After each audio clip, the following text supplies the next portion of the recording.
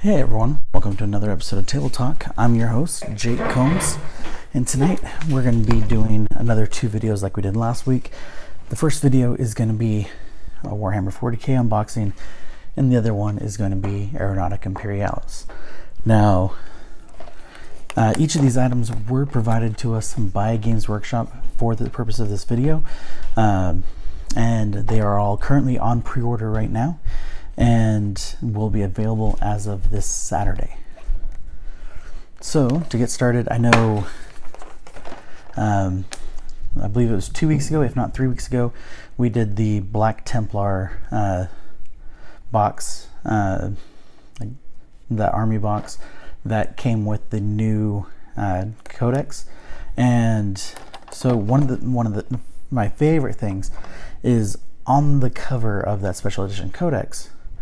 It was in the original art from, I want to say it's from 3rd edition or 4th edition, that featured the Black Templars on the cover. And this guy right here was actually one of the ones on the cover, and they never actually made a model of him up until now. So really excited about that.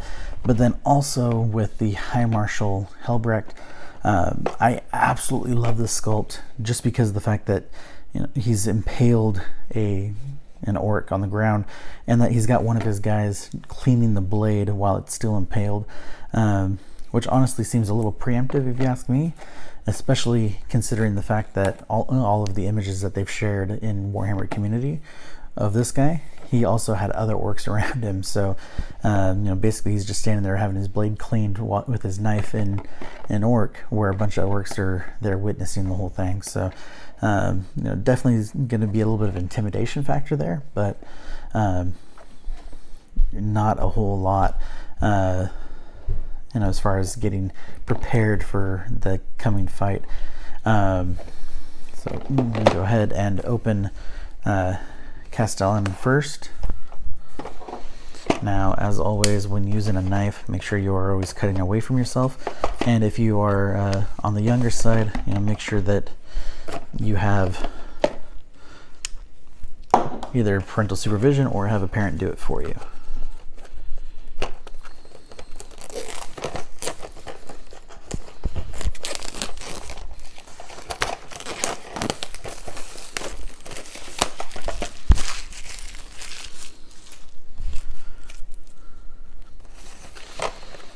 All right.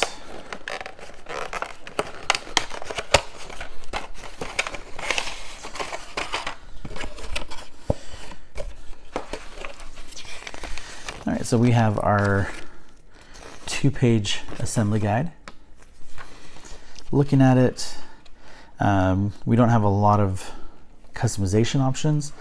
It looks like you can change the height of the axe with the way that the shoulder and torso join together right there. Possibly even the bolter he's holding as well.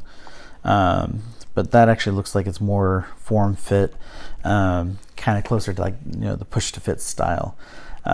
So not a lot of room for customization here by default. And then we have just the one sprue inside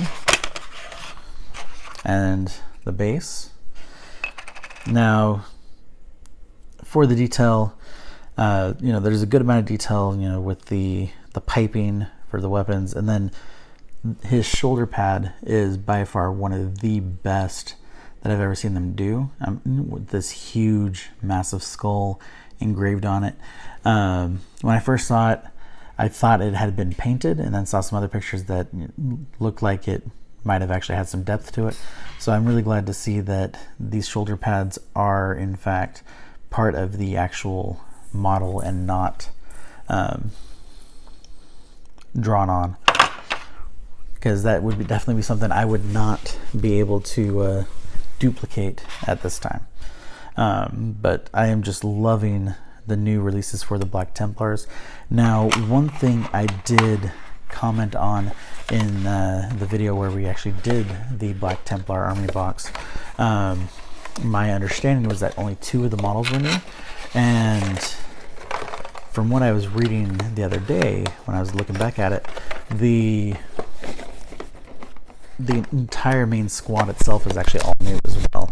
So if you were able to get a hold of that box, or if you still are able to, I definitely would recommend it if you're a Black Templar player, just because of the fact that pretty much everything in that box is new. You get the codex early, you get the actual Black Templar cards as well. So a lot of great stuff in that box. Now for High Marshal Helbrecht, now personally I don't know anything about this character. I don't know if he's ever shown up in any of the books or not. He does have a massive base, which does not surprise me considering everything that's going on this base. Now looking at the pictures, we do see that there are 2 alternate heads to choose from, and we do have 2 sprues. The bulk of one is the base itself. Tons and tons of detail there. I mean, we have broken skeletons, we have rocks and dirt and all kinds of other mostly other bones and rocks more than anything else. And then, I mean, the body of that orc is about as large as almost any individual model is to begin with. And so, it's definitely taken up a significant portion of space. But the detail overall is really, really high, really impressive. Just on that sprue alone. Now with this one, this is mostly Helbrecht himself. You don't have a lot of detail on his armor and cape itself, but some of the accessories that he has are pretty detailed, like these kind of braziers made out of chain skulls that hangs from his belt. As well as this kind of looks like almost like a cross of some sort. And then this lantern that he's also holding as well. So definitely a lot of really cool pieces. Honestly, some of these pieces alone, especially like with the body of the orc on the ground, I could see picking this up just for the bits alone to be able to use on other things. Like the hanging lantern, or the orc body and things like that can easily be converted to be used with Age of Sigmar as well. Now with the heads, like I said, you do have 2 alternate heads. The one with the helmet on is personally my favorite. It looks more like kind of like the old school Templar Knights style helmets.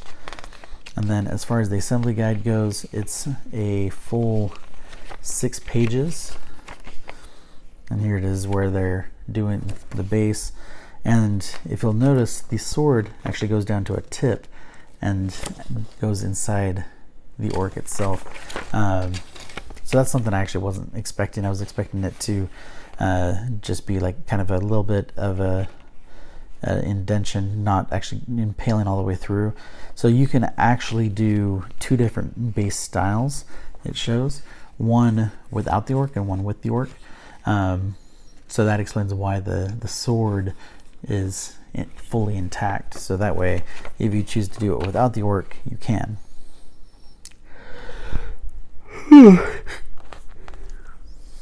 But definitely really cool. I'm really looking forward to getting this thing together and built and getting them painted. It's gonna be a lot of fun. There's tons and tons of detail. Really looking forward to it. Just wanted to say thank you again to Games Workshop for sharing these with us. We definitely really appreciate all of their continued support. And stay tuned, because in a few minutes we will be doing our next video. And thank you guys all for watching. Next week we do have some other unboxings planned. We have one item that was actually supposed to arrive before tonight for us to do in the video that has yet to arrive. Hopefully it arrives in time for next week's video. But even if it doesn't, we still have a ton of stuff to go over next week. But that is all I'm going to say on that. So thank you guys again for watching, and I'll catch you all later. Good night.